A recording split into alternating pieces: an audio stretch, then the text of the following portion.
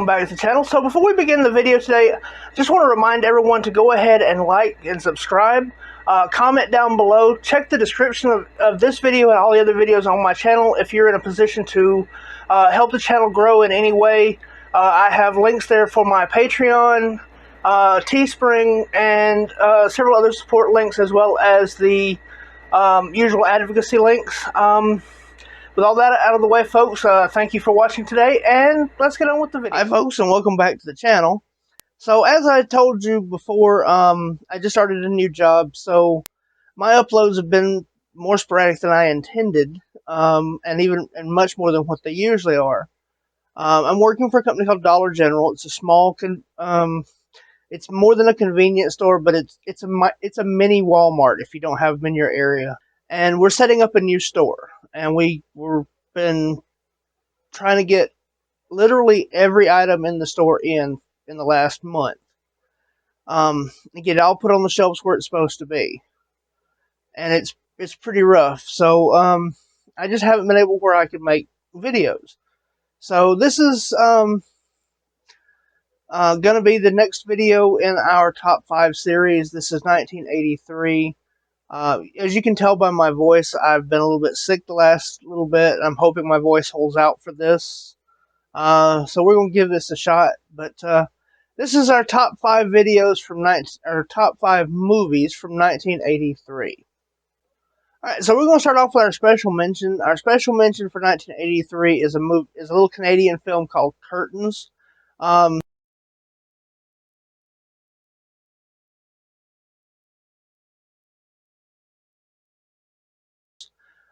Stars John Vernon, probably best known as Dean Wormer from Animal House.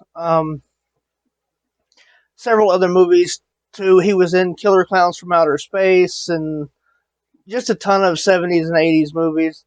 A lot of times he played for comedy, but in this one he plays a director. And he's got a movie that he wants to shoot, and he brings all these people auditioning for the lead actress role to his secluded mansion out in the woods, and the usual slasher hijinks ensue. This movie is very 70s and very Canadian in some ways, from that time period. It's really a good movie. It's just, if you're looking for something that's going to be really up-paced and really, heavy kills, it's not, but it's got a good creepy vibe to it. The hag mask the killer wears is really cool. There's one sequence that's been clipped out and GIFed and all that, and it's all over. Probably most people in the horror community have seen, if they don't even know what movie it's from. And it's the killer in the hag mask skating across the frozen lake, and it's got the little sickle going after the other skater. Really good scene. That actually happens fairly early on. And it's got a solid twist ending. It's a really good movie. I really enjoy it. It's not quite good enough for my top 5, but it's definitely in my top 10 for this year. And it's one that's not talked about a lot, so I wanted to mention it. Alright, so moving on to number 5. Night of the Long Shadows.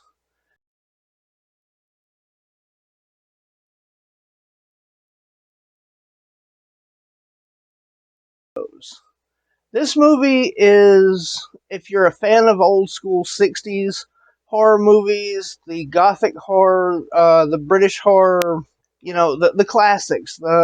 This movie stars Christopher Lee, Vincent Price, Peter Cushing, John Carradine, and Desi Arnaz Jr. And it's one of those things where you see these classic actors on screen, these hammer guys on screen, hamming it up and having a good time. And I don't want to give away the twist ending on this one, but it's really fun. It's played kind of for comedy, but it's also got that classic hammer vibe to it, that classic British vibe to it. As we all know, Desi Arnaz Jr. was never a great actor, but he does a very serviceable job in this.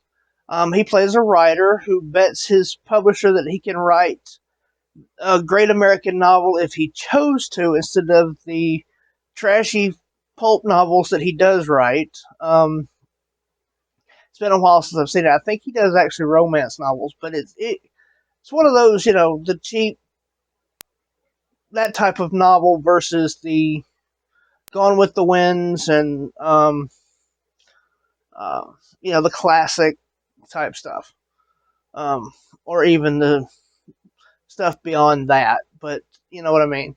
Um,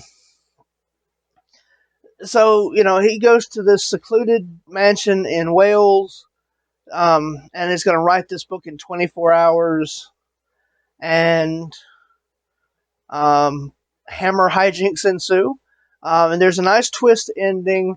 It's a horror comedy, but the comedy part of it's downplayed for the most part. It's got a lot of great atmosphere, like I said, and it's just great to see these guys who were great friends in real life. Just coming in for one last great hurrah, one last collaboration, and having a lot of fun with each other in doing it. Um, this movie plays up on those old tropes from the gothic horror, and it's a lot of fun. If you've never seen it, look this one up. It's not talked about hardly at all, but I love it. I think it's so much fun, and I highly recommend this one. All right, so number 4 on the list is going to be The Final Terror.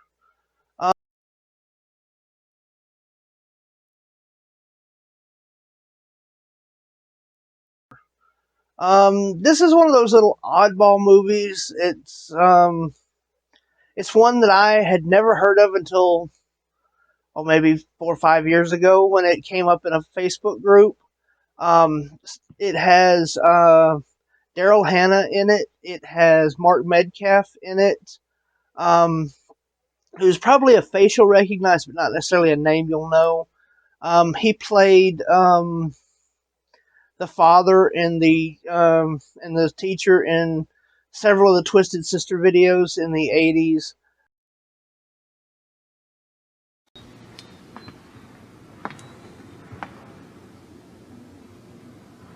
Hello, students.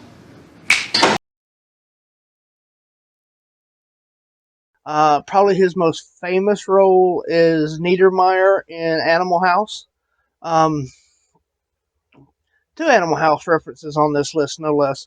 Um, those of you who may be a little bit younger, he played the Master in the first season of Buffy the Vampire Slayer, under, of course, heavy makeup, but it's still, you can tell who it is. It also has Adrian Zmed in it and Joey Pantoliano. Um, of course, Joey would go on to do things like the oh, the Harrison Ford movie, The Fugitive, and the sequel to it, as well as numerous other things, including um, a really memorable turn on The Sopranos, um, a couple of other gangster things that he's done over the years. Great actor, and this is one of those movies it's another slow burn. But it was even slower in its original cut. They actually had to go back and add more kills to it and amp up some of it. Um, this is one of those, you have the Forestry Service is going out to clear brush, and a group of environmentalists, um, rich college kids, tag along for credit. They're out in the woods. Legitimate reason to be out in the woods. A legitimate reason for people who are not outdoors people to be out in the woods. They're, part of their college credit, something they have to do for their eco-mentalist stuff, and something starts picking them off one by one. It's a good slasher film that turns out that there's a bit of a monster on the end of it. Um, a lot of fun. Enjoy it. Very cheesy. It's one of those things where, like, some of the footage of it was lost. and in fact, actually, like the original print of it was, I think Scream Factory, but it may have been Arrow or one of the other boutique companies tracked down several prints of it and took the best of it to get the version that's out there now. It was almost a lost film, and it is definitely worth checking out. Um, and it's definitely on this list for a reason. It's really enjoyable. So, number 3 on the list for 1983 is Sleepaway Camp.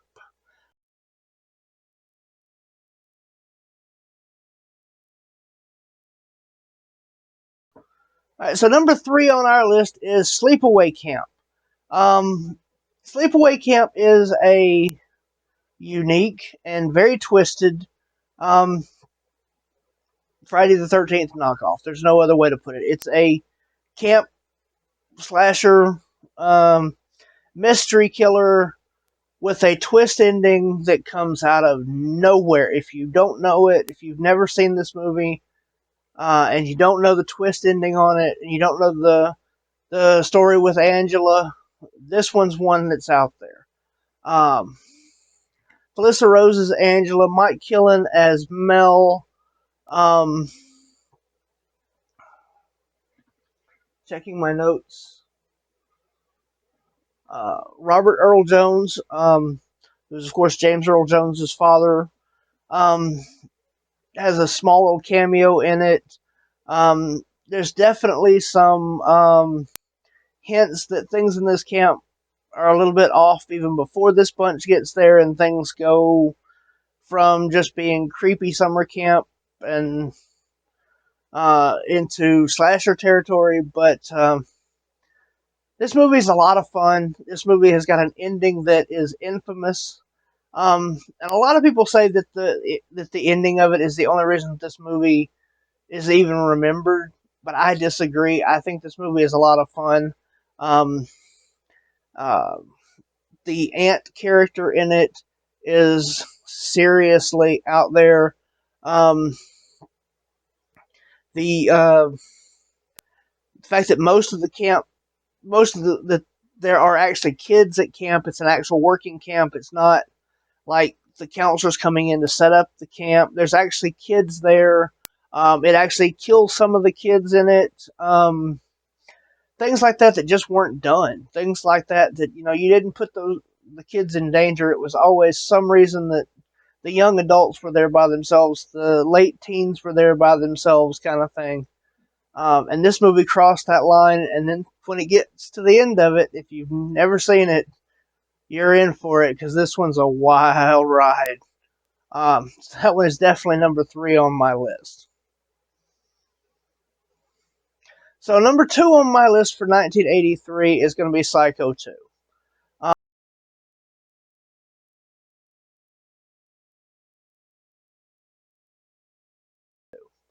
Um, Honestly, as far as rewatchability and enjoyment of it, this is actually my favorite of the Psycho movies, of the 4 Psycho movies. I the first one's a classic. I appreciate it. I like it.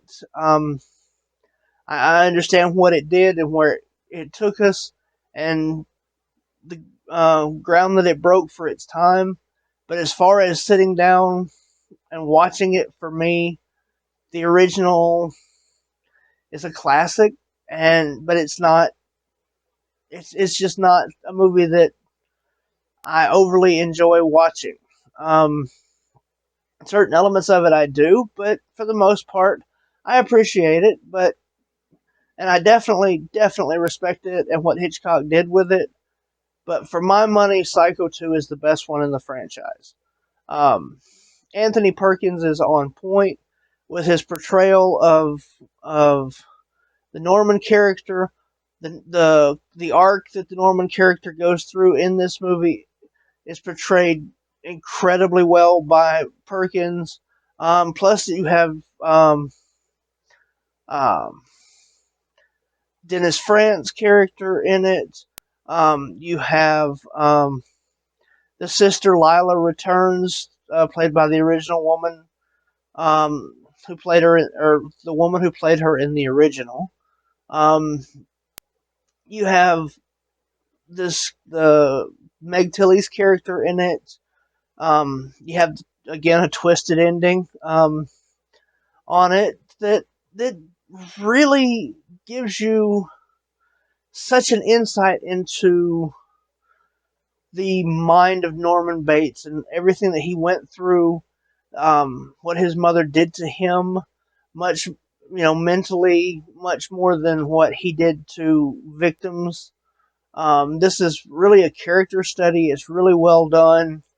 It's honestly, it's barely a horror movie. It does count as horror, but it's definitely a character study, and it is with a horror twist, with a horror element, and it's done so well. Um, the production quality is not great. It's the budget on it wasn't through the roof, but I don't think it hurts it. I think it kind of adds a nice charm to it. Um, I think it kind of it's not quite gritty and that low budget, but it's definitely it adds kind of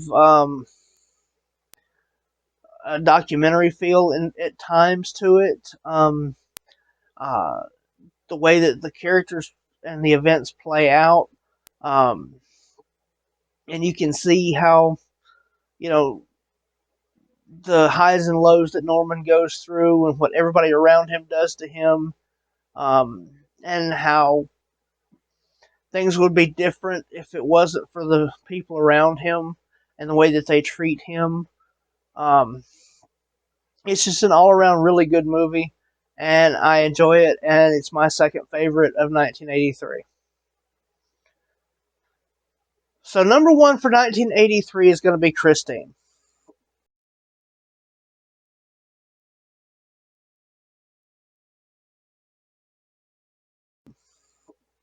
Pretty easy choice on this one. The soundtrack alone um, is incredible. All those great 50s songs and the way they're incorporated into it um, as almost another character. The car um, uh, as a character in and of itself and what it does, the way that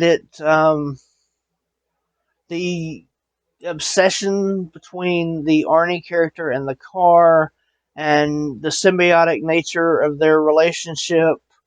Um, the other characters around him, his best friend, the girl that he has an interest in, and how he drives them away from him and to each other, even though they took that element out of it in the final cut of it, which is fine either way, but it was definitely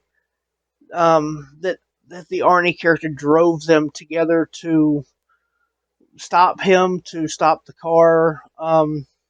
So if they had been together, or in the original were together, it was him that put them there. Harry Dean Stanton as the detective. Um, it's an all around great movie. It's a good revenge story. You go from rooting on Arnie and Christine to rooting against them. It plays up very well. It's of course it's John Carpenter, so the direction on it is impeccable. It's based on a Stephen King book, which hit and miss on that, but um, this one was done very well. It's always been a movie that I've really enjoyed, um, and I'm cutting it short because I'm losing my voice. But Christine is an awesome movie. It's definitely my number one for 1983. 99% of the people out there who are watching this video have seen it. If you haven't, you've got to see this one. This is probably easily one of my favorite Carpenter movies. Not my favorite, that's the thing, but um, it's definitely up there on the Carpenter movies for me. And it's an awesome looking car, great practical effects, stunts when it comes back together after being smashed. is absolutely epic. And then it's even cooler once you find out how they actually shot those scenes. Um, Great movie, highly recommended, and definitely, easily #1 for 1983. So I just want to say in conclusion, thank you so much for sticking around and watching this video. Thank you to all the subscribers who have stuck with me even though my upload schedule is crap. Um, and as always, thank you so much. Check the links down below in the description. My personal links, Teespring, Buy Me a Coffee, Patreon if you want to support the channel, um, exclusive perks, early access, all the usual stuff. Um, Tier starting at just $5. Um, all of that stuff is down there, as well as advocacy links. And as I always end my videos with, y'all be good, y'all be safe, y'all have a good one.